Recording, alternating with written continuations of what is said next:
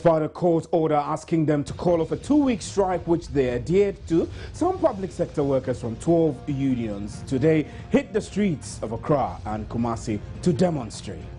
The very simple question is, if the money is there, let us see the money. If the money is there, let us know how much have been accrued. No bugger! Wire! Their reason is still the same: put pressure on government to allow them choose fund managers for their Tier 2 pension contributions. But is this issue not being unnecessarily overstretched? Was today's demonstration necessary at all? Well, we'll also be getting update from the 27 dismissed MODEC staff who have been reinstated. It does appear some strikes get results, others don't. This is today's big story.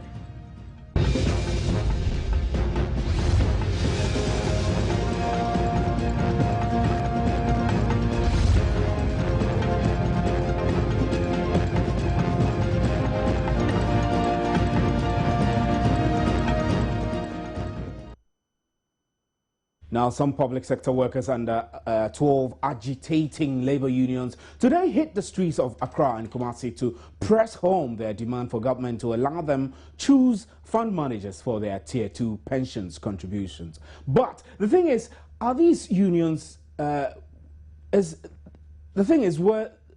these unions were compelled by a court, I beg your pardon, to call off a strike they embarked on for the same reasons they demonstrated today. Let's first hear the reasons they have for this particular action. One of our roadmap, which immediately we are going to embark on, is serious outreach programs. We may have to even travel to regions, but the leadership to assist our colleagues there to really carry out the sensitization exercise that we are looking for.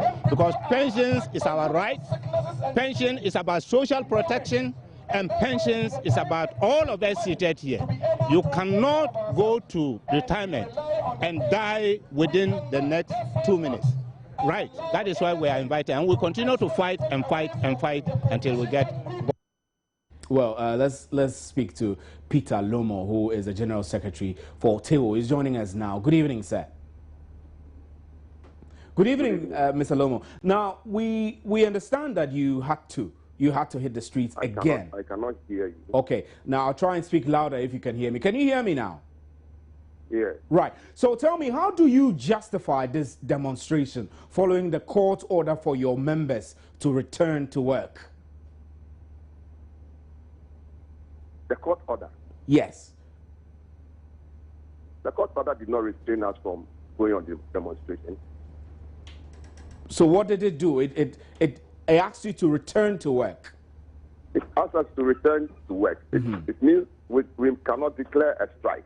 Right. It did not restrain us from going on demonstration. Right. So, I mean, that's the point I'm trying to make. If it says you should go back to work and then you go on demonstration, did your members go to work today? Going on demonstration, I think, is our human right. And we applied to the police and they granted us permission. We wrote to our various other departments asking permission to demonstrate today, and we have demonstrated. Is it a crime? Right. So how confident are you that you are adopting the right approaches? Like I said, it's our human right to demonstrate, and we think that that is the way we want to send our message across. That we still think that we have a right by the National Pension Authority regulation. We have set up our scheme, and that government to obey the law of the National Pension Regulatory Authority and release the money for our schemes to run. Right. So whilst you resort to demonstrations and strikes, of course, the strike, the court asks you to return to work, are there any other forms of negotiations you are using in order to make your case stronger? Negotiation? Yes. We were supposed to negotiate with government. Government asked us for our proposal. We submitted our proposal. Government didn't submit its proposal. And government says it's because the matter is in court, they want to pursue the matter in court. And we think that, look, we have the right to demonstrate, and we have demonstrated. It's not a crime. Right. So, I mean, I do know. I'm not saying that. You persistently keep saying that it's not a crime. I do not say that you demonstrating is a crime. What I'm trying to... Oh, then I'm happy you are not saying that, because the questioning... No, what I'm... that. Right. What I'm trying to pursue is whether you are getting anywhere with these strikes and demonstrations. Are you getting the feedback that you require for you to be convinced that government is listening? Well, for us, we think that this is the beginning of maybe greater demonstrations to come. Greater demonstrations to come. Can you clarify? Does it mean that you're going to hit the streets again and again and again until someone listens to you? It is possible that there may be a greater demonstration to come. Right. So today's demonstration, how would you describe the outcome of the demonstration, the turn up and everything? Well, we wanted to send a message across. Yes, the numbers was not all that encouraging, but the most important thing is if we were even 20 people, the message had been sent across. That is the most important thing. So you are saying that the numbers were not encouraging. What is responsible for this unencouraging numbers? Did you not notify your people in good time? Well, you know, budget was ready yesterday. There was confusion that petrol price had increased by 17 point something. Some people are saying 3, and so everybody, like, maybe transport fare may go up. Maybe timing. At this time of the month, you know, most poor workers are broke and so on. Maybe the timing. But the message has been sent across. Right. And this demonstration, we're told, that took place both in Accra and Kumasi. What feedback did you get from the Kumasi demonstration? Did you get the impression or the feedback that the numbers, the turn-up was not also good? We from the reports, that Kumasi was quite okay. Okay. Right. We'll have you hold and then switch over to Kumasi to speak to our reporter, Ohiming Teria, who covered the demonstrations there. Good evening, Ohiming, and we're grateful that you could join us at such a short notice. Good evening, Steve. So how did the demonstrations go in Kumasi? Yeah, Steve, let me start from the converging point at the Center for National Culture, where members of the 12 unions were supposed to have converged. And we waited and waited and waited for a while because the leadership has told us that indeed the demonstration will start at 7 a.m. this morning, but there were big delays until little, somewhere 8 a.m.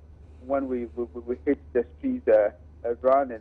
But let me also emphasize that we've covered, personally I've covered a lot of demonstrations in the Ashanti regional capital, Kumasi. But today's demonstrations did not match up to the earlier ones I have covered as a journalist. Because we are made to understand that 12 unions were taking part in the demonstration, but the numbers were not all that encouraging. Looking at the previous demonstrations where we have a large crowd of people hitting the streets, especially in the principal, the business districts of Kumasi. Today's demonstration was quite different.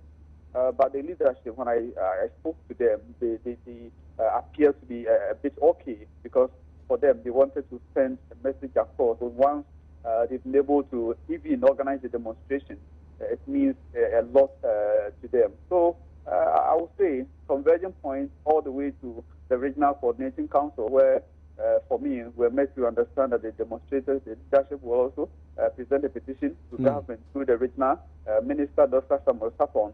Dr. Samuel Sapon, for instance, works from his office on the story building down to meet the demonstrators. But unfortunately, whilst he was waiting at a spot for the leadership, we were told that the leadership were not coming. We saw them. The impression we got, the impression I got from your earlier report was that the workers refused to present a petition. Was it a refusal, or there was some miscommunication for which the petition didn't get to the regional minister?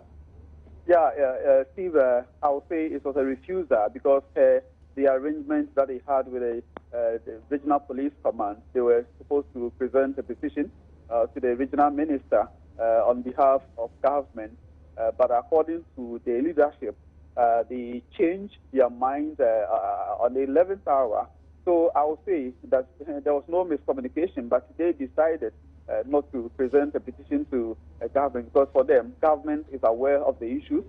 Government has been made aware of the issues on several occasions. So they thought it wise not to present the petition, because it's something that government is aware. So why should they even go ahead to present the petition? So for them, it was a decision to move away from the ordinary way of doing things, that indeed is aware. So we are not going to present any petition. So what did they say is next? I mean, you've just told us that the demonstration was disappointing and the leaders did not think so. What is next? Are they going to keep demonstrating till they have some kind of response from government? Yes, I had the opportunity to speak to the leaders of two teacher groups, Coalition of Concerned Teachers and then now, and also spoke to the leadership of the Health Services Workers Union and other unions who joined the demonstration. And for them, they will not rest until somebody listens to their story. And the story is that they believe that they are being cheated as far as the pension scheme is concerned.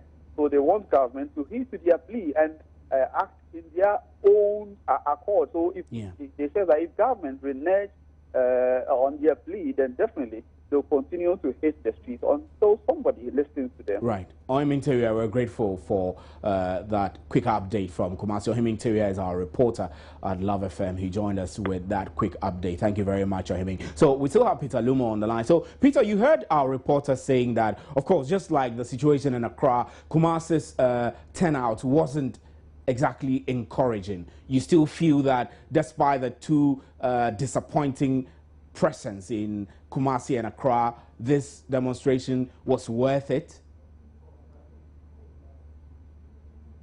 Hello, Peter. Maybe your, Hello. Yeah. Like I said earlier, maybe your reporter, yes, was looking at numbers. But like I said earlier, yes, Accra, fine. Kumasi is saying that the numbers were disappointing. But for us, the message had descended across. So, and, this Kumasi and Accra numbers, well, must not deceive people that that is the end of the struggle. Right. So we also know that there was a legal action from your part. How far with that?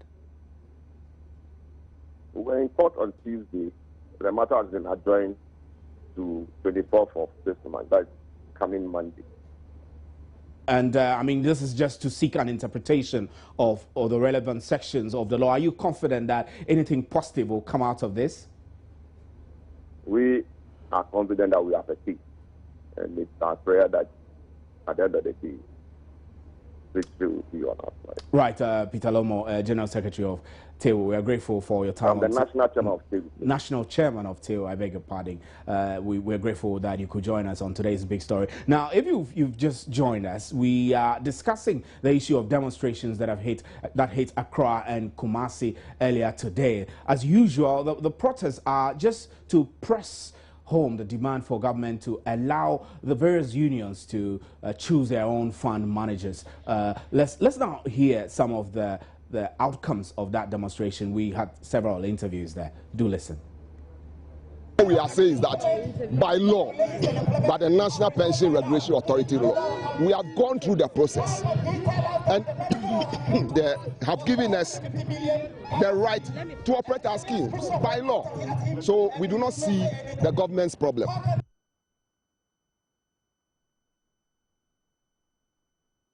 Well, so that's Peter Lumo. We just spoke to him on telephone there, and that was his interaction with us there on the streets of Accra. Let's take a break. We'll be right back.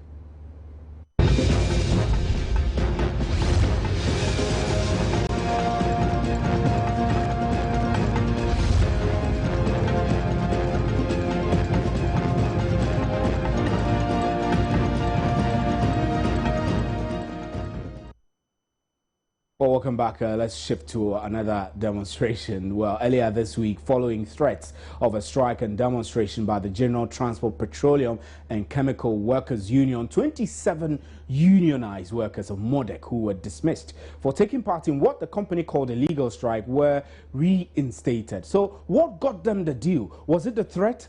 Or was it something else? Eric Ofori is MODEC local union chairman and is joining us now. Good evening, sir. Good evening. Modec Union Secretary, not Chairman. Modec Union Secretary, thank you very much. So, are you happy now? I'll say partially so. We are happy that we have been reinstated effective yesterday. We think that the dismissal was not in order. Right. So we are happy partially.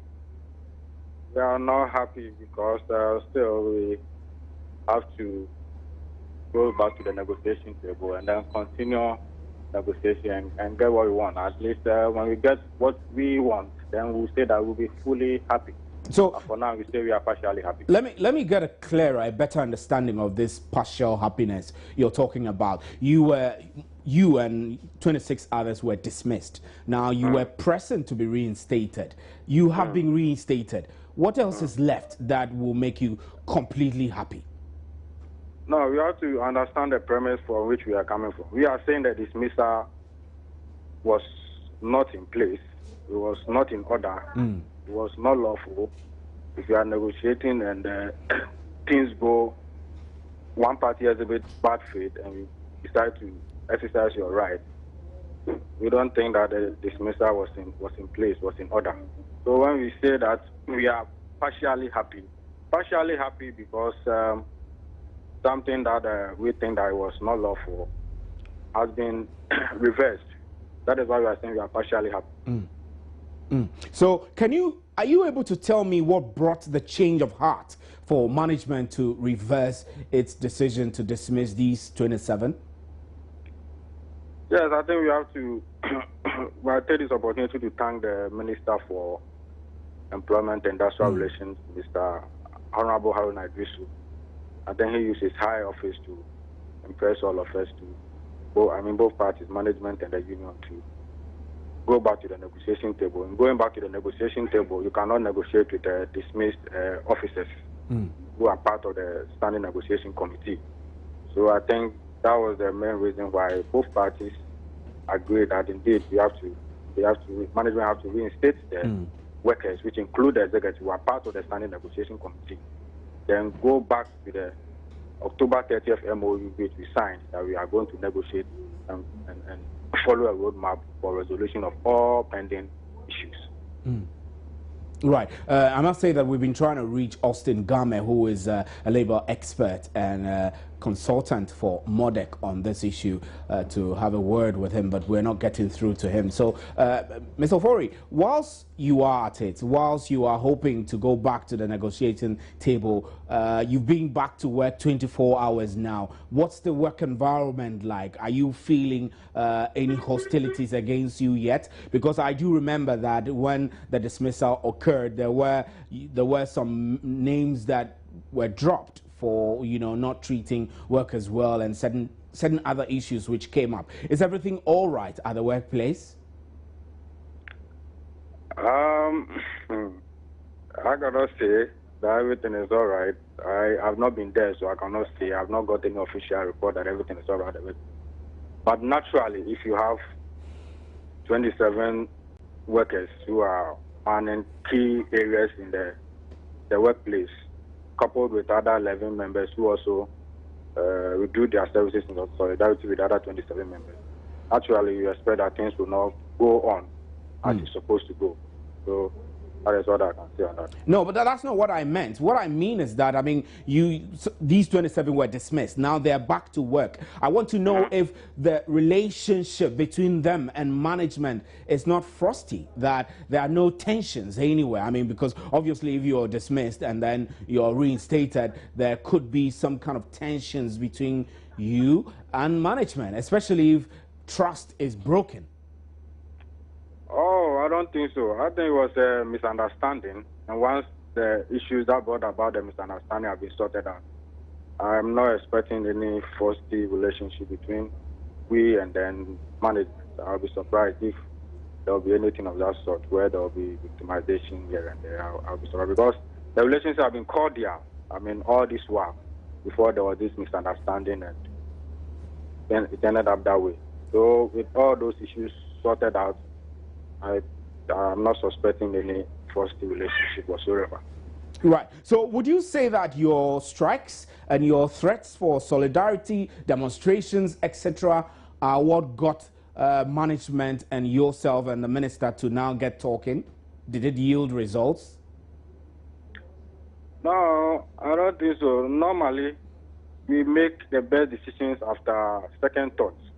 I mean, originally, we all think that we are right, but on a second thought, management maintained that, hey, they have to renege on certain position that they've taken. We also thought so that... are you saying that you've now realized that your posturing was wrong, that it was wrong for you to go on a demonstration, and that management was actually right, that the strike or protest which took place on the FPSO endangered the operations of the facility? No, I'm not saying that. Absolutely not. What I'm saying is that when I've maintained that position, that what we did was within our legitimate right to fight for what we deem appropriate for us. I'm not saying that I'm conceding that what we did was wrong. No, we think that it was within the ambit of the law.